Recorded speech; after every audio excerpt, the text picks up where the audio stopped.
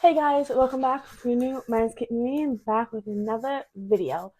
So what we are doing today is we are ranking horror movies that I gave 5 stars. We have about 31 movies. I am gonna make a part two of like regular non-horror movies I gave 5 stars, and I am gonna add like it all to a letterbox in case I do add more.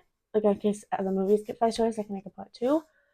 But yeah, I basically had this idea from Possessed by Horror, and I was like, this is a good idea. And it's like movies I never really thought. I was like, movies I'm looking back, I'm like, this doesn't deserve a 5 stars. Like I edited it, and then like, but this is kind of cool. Like all these movies, and controversial because a lot of these movies people are like doesn't deserve a 5 star, doesn't deserve a one. But like for me, it does. Um, yeah. So let's just get started.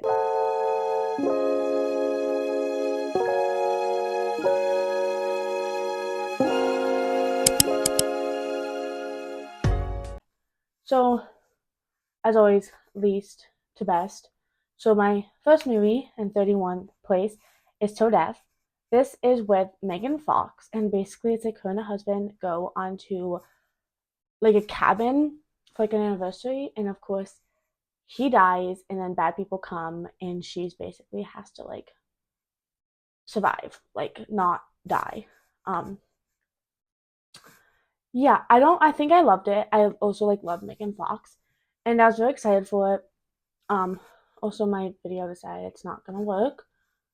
So now I have to update my computer, try and get that to work. That's amazing. Um, I don't remember a lot about it. People hated that like she still looked good and had like makeup on her face. I'm like, that's like acting. Like that's what's gonna happen. Um, I don't know, but I liked it. I love Megan Fox. I don't care what anyone says. So yeah, brief intermission as I get my laptop to work. Now we got Fear Street 1666. This is the third movie in the trilogy, which I loved how they did this. Like, I wish more movies would do this, because especially like during like 2021, like it was like COVID time, how they had like all the Fear Street movies come out on Netflix like weeks apart. I loved how they did that.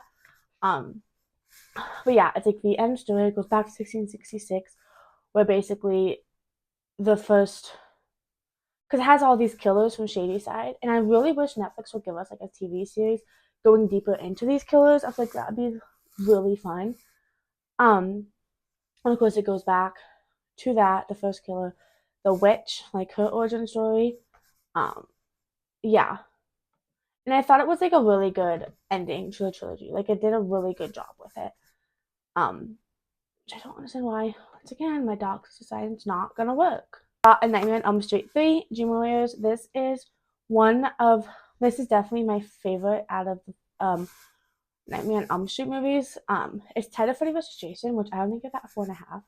So that might end up becoming a 5 on a rewatch. And I'm also rewatching Friday the 13th right now. So that might become a 5. So just you know.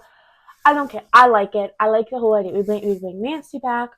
We get a new protagonist, and they go in their dreams and they get superpowers in their dreams, and it's fun, and I love it. A Christmas Horror Story. I have watched this every year. I didn't watch it last year. This year, I've been like slacking on movies this year. Um, this is good. I love. It's kind of like it's an anthology, and it has like different stories. It has Krampus, like Santa fighting Krampus, and it has a story about Krampus. Then we got these people going into like a high school, so we got that story. Then we got like a story with like a changeling type thing, and then we have I know there's another one. Maybe that's all. And then we got like the main story with the DJ. It's a good story. I like it. I like how it all tied together, like all the little like things with it. Um, yeah, Sinister. This movie is so good. It's definitely like what I love with Ethan Hawke, R.I.P. James Radcliffe. I've probably said this movie so long. So it'll be cool to watch that now. But basically, it's this true crime guy moves into a house where a murder happened, and he finds all these tapes, and like the whole like idea of it, and like basically like these kids are like making tapes, and I thought the whole idea like tapes was cool. Um, Definitely very scary. Clearly kill children. I would love for them to make a third one, but of course now they can't. Which I would not want them to now because my guy is not alive, and I would just like I don't want the story without him. Um, so yeah, Escape Room, Tournament, and Champions. I wish we got a third one because it leaves open ended, and there are like an alternate ending and beginning. I think I wish they would have went to the alternative instead of what they did go through.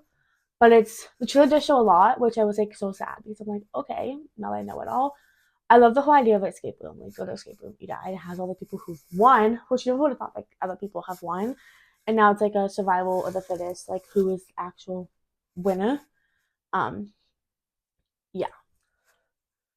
Cabin in the Woods. I remember when I first watched this and I knew nothing about it. And of course like now you know, kind of that what am I saying? What am I saying? That there's like people like there's like a little like other story between the cabin woods tropes, and it makes fun of the tropes, and it's just fun. It's a fun movie. Yeah. Then we got Truth or Dare, the 2017 version.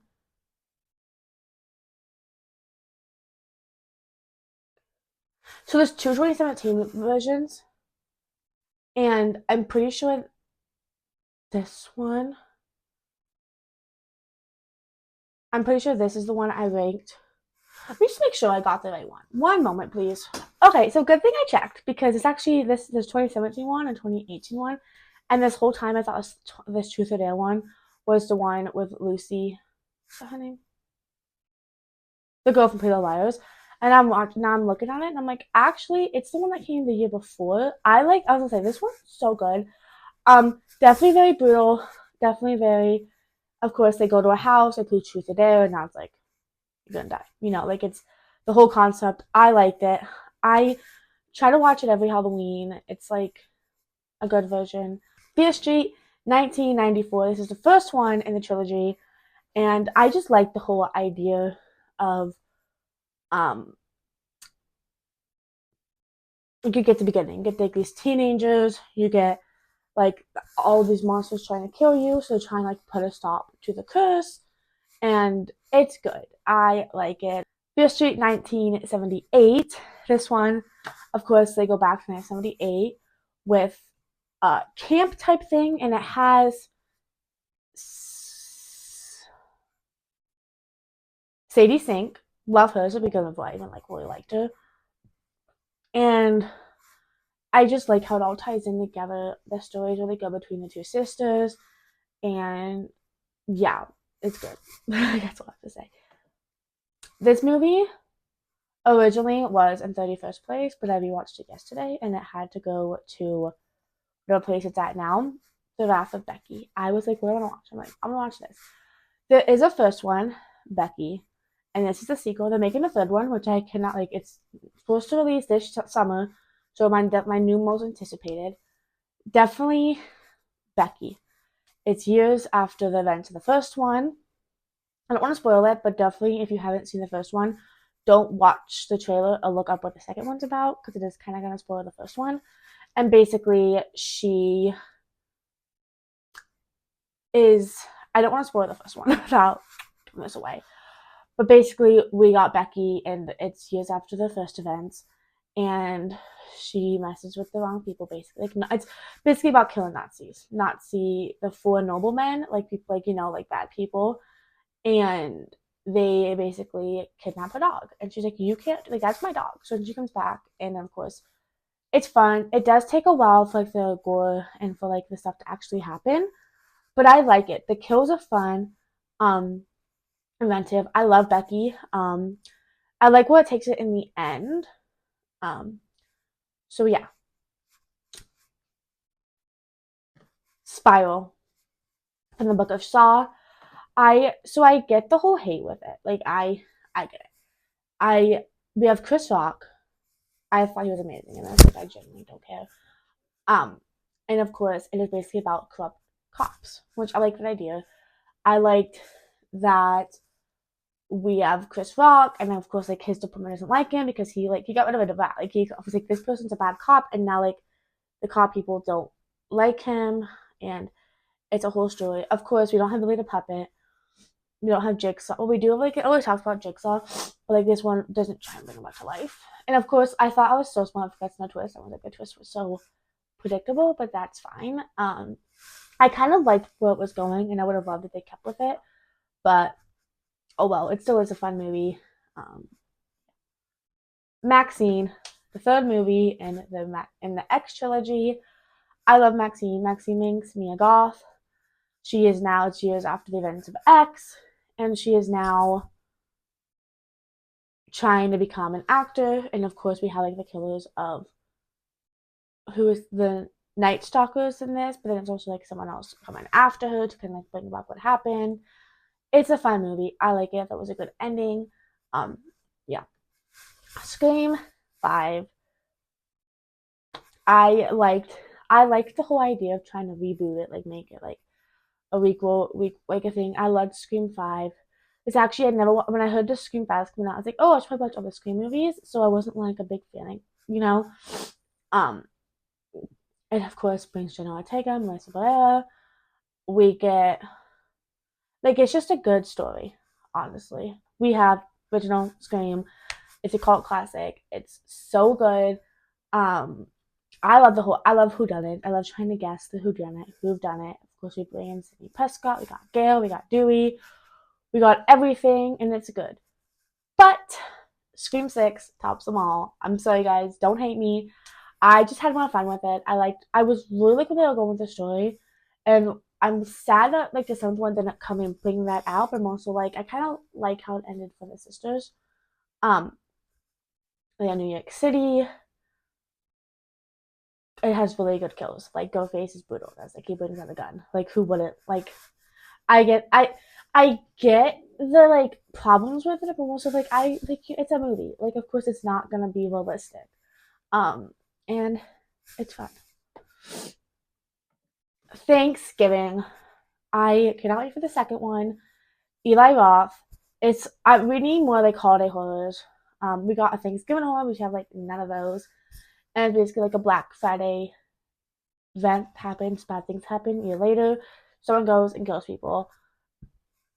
Again, the killer kind of obvious, but it was fun trying to guess who it is. It's still a fun movie. It has my man Milo, which I love him. It has Addison Rae, which I really liked her in this. I would love for her to like continue in these roles. I thought she was good in this. Um, Also has Patrick Dempsey. So it was fun to see him in that. Final Destination 3. This is definitely one of my favorite Final Destination movies. Why I would never go into a tanning bed. I like the whole idea of the roller coaster. I like how they're able to find out what's gonna happen through pictures. Like it's just which fun fact, they were supposed to at the end bring in the girl who AJ Cook's character, but then she had scheduling conflicts and couldn't, which would have been really fun to do. Now we got the original A Nightmare on Elm Street. Freddy Krueger is one of my favorite horror icons. It's such a good movie. I mean, he kills Junior James. Like, who doesn't? Like, how is that not good? Ghostland / Incident in Ghostland. When I first watched this, it made me mad. Like, I was screaming, but I was like, this actually is kind of good. It did take me 3 times to kind of understand the twist, but I'm not that smart, so, like, you know, and I understand, like, there's, like, implied sexual assault in this. Um, some, like, transphobia, I guess. But I think it's good. Like sisters go to a new house, people come in and attack them, and then years later, the sister made a book about it, and now she's going back to that house with her mom to like kind of like help her mom, but also kind of like dealing with the trauma. Um, yeah, I really need to rewatch this honestly. Trick or Treat. This is one of the best Halloween horrors. I watch this every Halloween night. I love Sam. I mean, I literally have Sam as a Okay, so as always, my phone has no storage, so I have to like spend time deleting those. As I was saying, Trick or Treat, good movie. I watch this every Halloween. Um, I like it. It's an anthology. We got Sam. We got my Punko Man. Yeah, I don't know where he's at. He's probably yeah. I. It's just a good movie. We got stories of like Disney princesses, like people pretending to be Disney princesses. We got a story about the kids on a bus, which is like really sad. Then we get the story of the principal. We get a story with an old grumpy man. There's like so many stories, you know, and the fact that it's like based off of like a little like skit, like little animation thing on YouTube was good. And we should be getting a second one. I don't know if that's like true or not, but I've heard like talks about it. Let's get into my top 10 movies. Hellfest, another one of my beautiful Halloween movies I like to watch every year.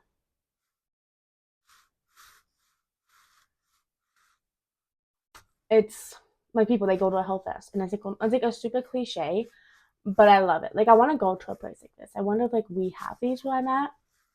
But of course, like someone's actually going and killing people, but you don't think it's real. And I love the whole idea with it. I like the ending. Like it's kind of like an oh, you know, Forever Purge. I feel like now, especially with like everything that's going on, it's definitely more like not realistic, but definitely more like oh, it's what we've been thinking about. Like who's to say when 7 a.m. comes that people are actually going to stop? Like what happens if people actually keep going? Um, you know, and then of course we have the idea of immigration, Mexico, and then basically having to flee to Mexico for safety. And like you never really see the purge in daylight, and you also get to see kind of like the aftermath of what a purge happens. Jigsaw. I'm I'm could be very, very, very biased because this was really the first Saw movie I've ever seen. I like to watch movies out of order, in case you guys didn't know. So of course, I knew nothing about it. I didn't understand how annoying The Apprentice was gonna be. I didn't see like the whole build up to oh my gosh, is John Kramer actually alive? Like I didn't understand that. I was like, this is cool. Like these kills are fun. I think so. I feel like the twist is still good, honestly. Saw X. This I think it takes place between Saw 2 and Saw 3. I'm pretty sure. I have these movies. Like, you know? So yeah, and of course, like it's John Kramer going to Mexico to like get surgery done to help with his cancer. Finds out he was conned, and then of course puts him in a game, and you know it's fun, it's good. I don't know where they would have went with it. Like apparently, like it got canceled. It was supposed to be like the 12th one, and it got canceled, and then Blumhouse picked it up. And personally, I don't like Blumhouse. They're like shit with the movies. I'm really worried about this. Escape Room 2019. You guys just know. Like when I first watched this, I've never seen any of the other escape rooms. I didn't realize how like cliche it was, but I just love the idea of it, and I like where it goes. I like, I just like it. It's cool. Evil Dead Rise.